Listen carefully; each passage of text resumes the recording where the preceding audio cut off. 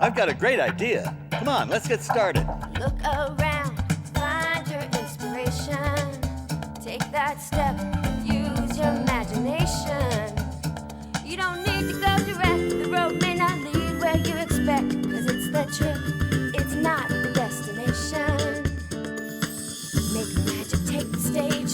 Roll the camera, turn the page. Take a chance and do the dance.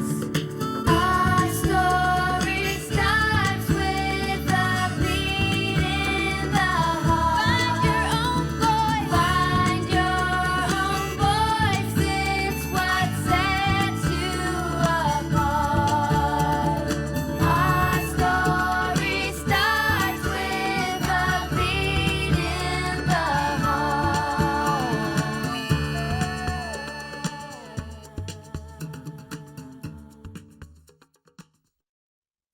Hi, I'm Tomie DePaola. Want to tell some stories? Come on in. I was just about to get to work on a new story. Now, I think I know how the story begins, but I'm not too sure what happens next. Maybe you can help me. Hi, Tommy. Oh, hi, Gabe. Maybe you can help me too. Sure, but first I have kind of a silly question. Oh, there are no silly questions, Gabe. Oh, well, in that case, here it is. What's a story? What's a story? See, I told you it was a silly question. I mean, I know what a story is when I hear it, but what makes a story a story? Gabe, that's a very good question, and a tough one, too. What do you mean? Well, you see, there is no single definition of what makes a story a story. You can tell stories with words, dance, pictures, music, and each one is different. But the one thing most all stories have in common is that they have a beginning, a middle, and an end. Beginning, middle, and end? Why is that so important? Doing things in order makes everything easier. That's true, Tommy. Oh, hello, Streganona. Big Anthony found this out all by himself. One day, I sent Big Anthony into the village to buy some feed for the goat. Wow! Oh, Hey, yeah. what a beautiful feather in your cap. oh. Well, thank you. Thank you very much. You should have a feather in your cap, too. Good day, sir. Well, I am wearing a feather. What? I am, see? Oh, yes, so you are. And what a lovely, tiny, teeny little feather it is. Good day, sir. Little feather? Everyone has big feathers in their hats. Everyone except me. Big Anthony decided he had to have a big feather for his hat, I gotta get a big feather. Today. and he had to have it right away. So, instead of saving up for a bigger feather, he decided he would use my magic to make his feather bigger. Look. Start with a handful of sesame seeds. Oh, I don't see any. I'll just use this chicken feed instead. There we go. Next, wave a small feather over the potion 3 times. Oh, okay. I got a small feather. 1, 2, 3. Let's see. And then, step 3, add some sugar. Sugar. Oh, sugar. I'll just use this egg instead. It's the same color. Yep. That's nice. And, turn around 5 times. Oh, no. Well, that'll make me too dizzy. Well, I'll just hop up and down. And, let's see. Now all I have to do is say the words tether, sether all together. Oh, that's too many words. Well, I'll just say, when you don't do magic just the right way, strange things can happen. Make a big feather. Instead, Big Anthony turned himself into a chicken. And where there is one chicken, others follow.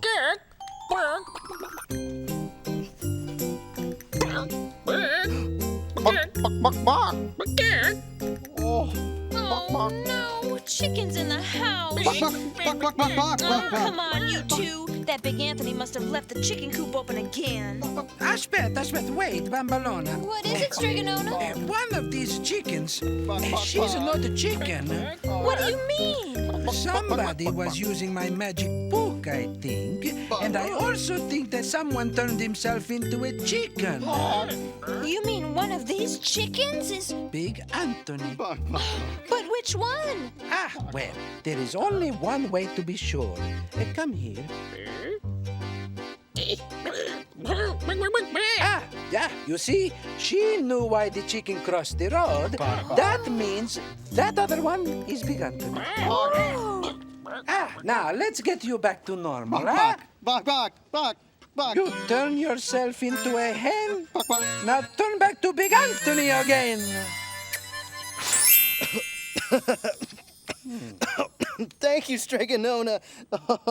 Okay, Big Anthony, but not only did you use my book of magic, but you didn't follow the steps in the right order. I sort of changed things around. See, I know, Big Anthony. Spells are like stories. When you leave something out or put something in, it changes what happens in the end.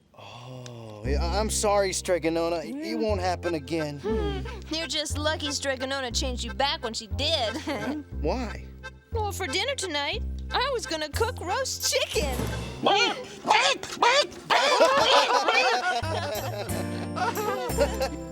Ciao, Tommy. Ciao, Strigonona. Tommy, I'm gonna try that beginning, middle, and end stuff. I don't want to turn into a chicken. Oh, you don't have to tell a story any certain way, but you do have to begin somewhere.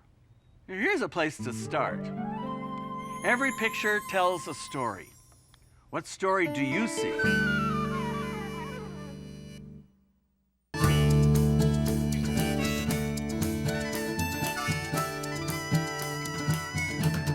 Beginning, middle, end. If you change any one of those parts of your story, you change the whole story. I'll show you what I mean. Here's our good friend, Big Anthony.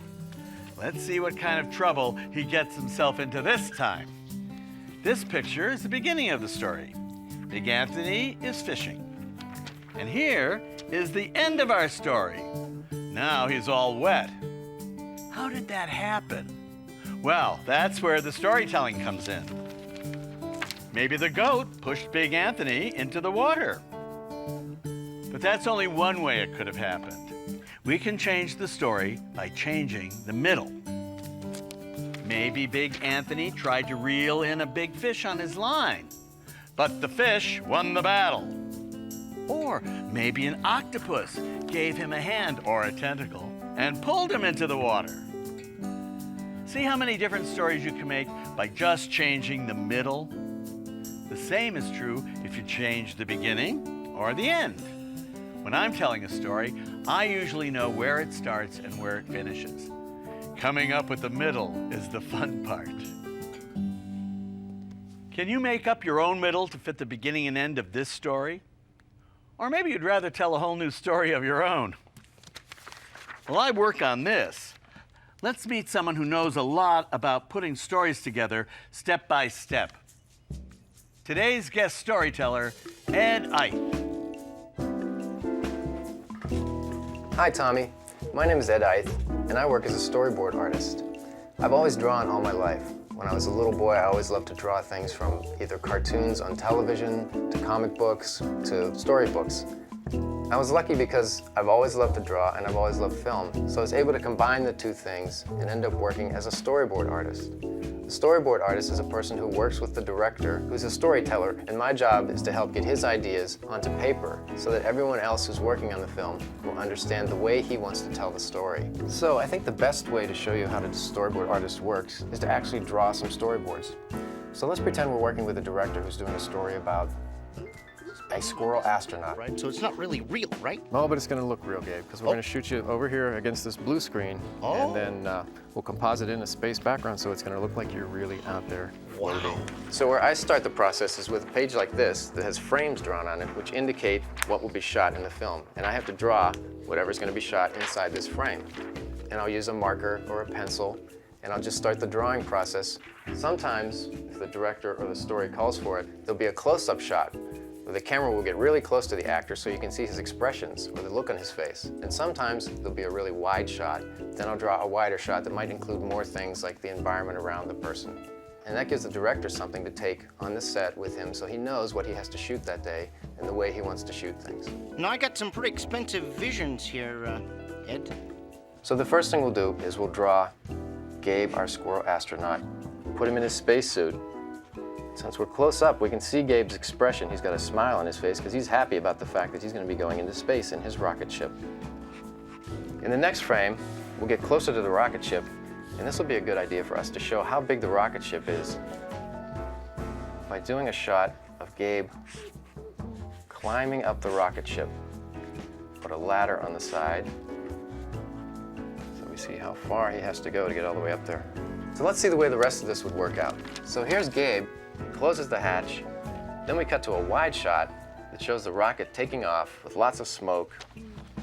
And then we go up above the Earth where we're looking back with the spaceship racing up towards us. So working with the director, I help take the images from his head or the way he wants to tell the story and put it on paper so that everyone else who's working on the film can understand how the film will be shot and how the story will be told. Well, Gabe, what we're talking about here is we're going to have you get into the spaceship right here. So you climb into the spaceship. Ooh. Spaceship takes off. Yeah.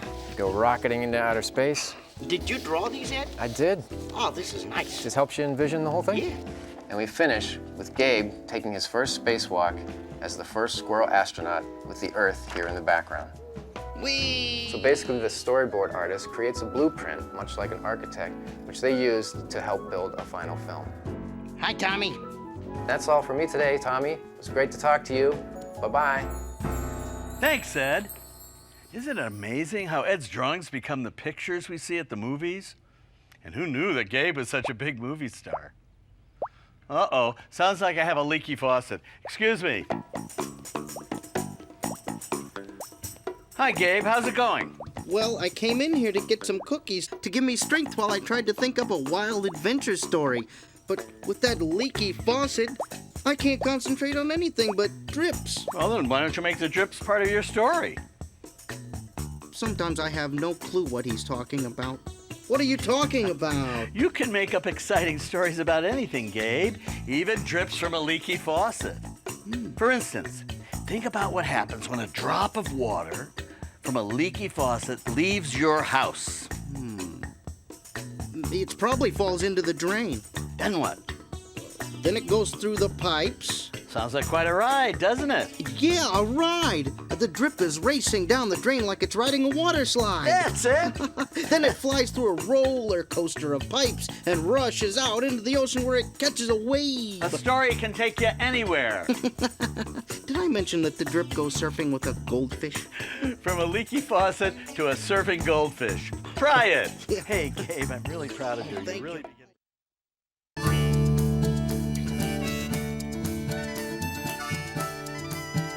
Gabe's working on a drawing to go with his big drip story. Now let's see what you've been working on. Everyone has stories to tell, and their own way to tell them. It's about sharing what's in your heart and letting the world know, this is my story.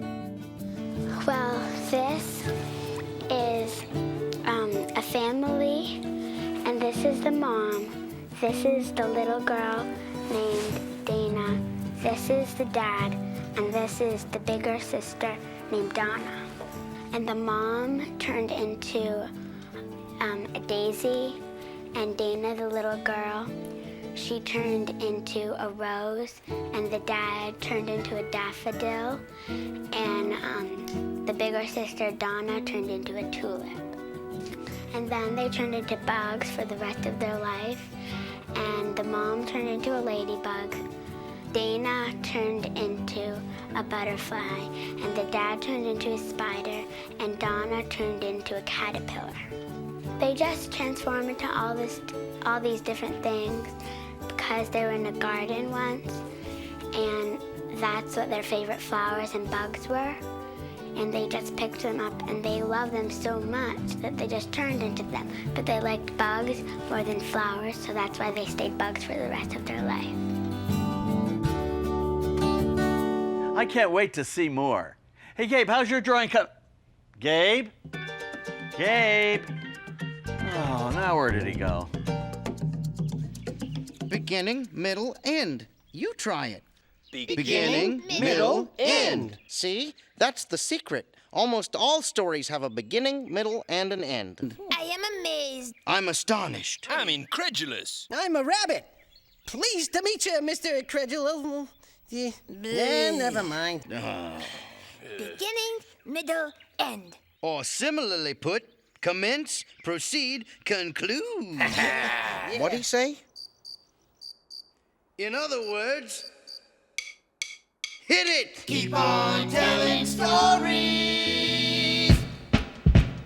Take it from the top. Now this is how you start a song. If I may, let me be so bold to explain how a tale unfolds both today and in days of old. Beginning, middle, ends, that's how it's told. La, la, la, la. La, la, la, la. We convene on page 1 in between.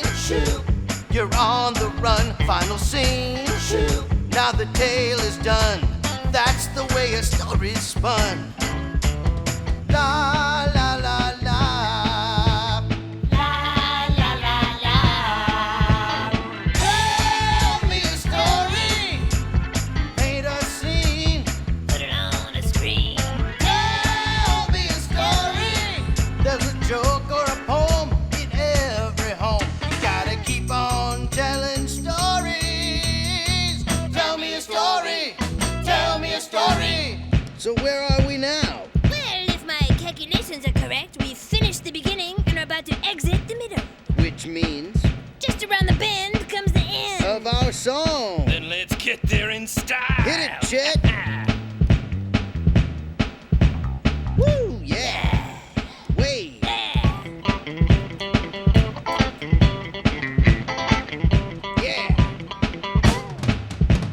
Tell me a story. I love a happy ending. Well, then hang on, 'cause here it comes. Tell me a story. Every song you sing, gotta make it your thing. Gotta keep on telling stories.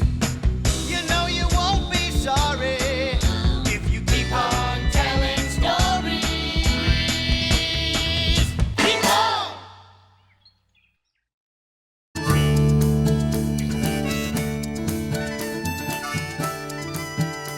What a big drip. I beg your pardon. Oh, not you. Oh, I'm drawing a picture of a big drip. Oh, okay. Tommy, when did you learn all this stuff about beginning, middle, and end? Well, it probably goes back to when my mom read me stories. But I really learned a lot about storytelling when I could read by myself. Which reminds me of something that happened back in the days when I lived at 26 Fairmount Avenue. It was almost fall and time for my very first day of school. I was excited because I knew that in school you learned to read. And I really wanted to learn so I wouldn't always have to wait for my mom to read stories to me. When I got to school that first day, I went up to a lady who looked like she might be the teacher. "And who are we?" she asked. My teacher always used we. "We must take our naps now," or "we must bring our chairs into a circle," stuff like that. So I told her, I'm Tomie DePaola, and I asked, when do we learn to read? Oh, she said, we don't learn how to read until next year in first grade. Fine, I said, I'll be back next year in first grade. And I walked right out of the school, around the corner, down King Street, and all the way home. When I got home, no one was there.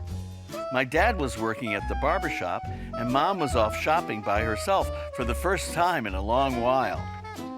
I picked up one of Mom's big books and stared at it, hoping I could learn to read all by myself. Well, the school called my dad at work. He found my mom, and they came roaring home to find out what had happened. My dad told my mom, "You handle this one." Mom told me, if you don't go to school, you won't pass. And if you don't pass, you'll never get into first grade, and you'll never learn to read.